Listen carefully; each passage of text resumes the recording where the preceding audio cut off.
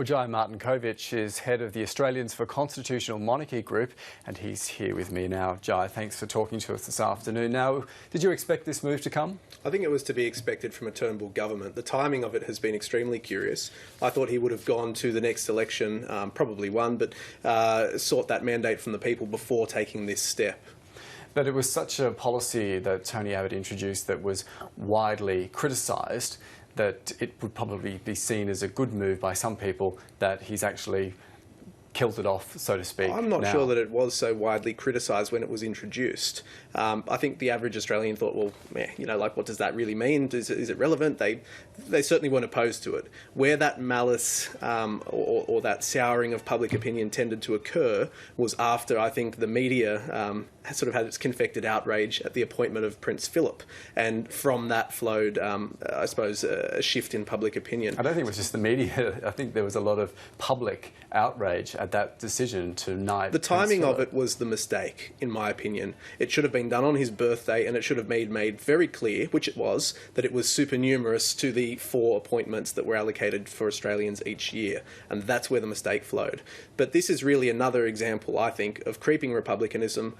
It's really in step with what Malcolm Turnbull's been doing for his entire public life, which is trying to achieve a republic. It seems that it wasn't enough for him to have seized the prime ministership, but instead to now be trying to seek to position himself as the first president of Australia. But it's really just returning to a policy that was only 18 months ago. Well, certainly that was the policy 18 months ago, and if we go back a little further than that, we had knights and dames, and I think that they certainly have a place. It's curious that we now have a system where we have a top tier of the order that we can't actually award to people. What if there was a visiting head of state, and what would we do? Would we bestow on them a second-tier order? To me, a second-tier award, that seems extremely strange. But there is no second-tier award. There is now a top tier.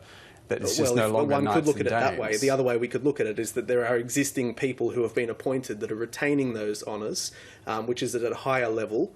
So we could award what is now the currently top award, but I still think that's out of step and that's a mistake. Some critics would say introducing knights and dames, though, probably did more harm to the monarchy cause, because I think Republicans have credited it with increasing its membership, especially after Prince Philip was knighted.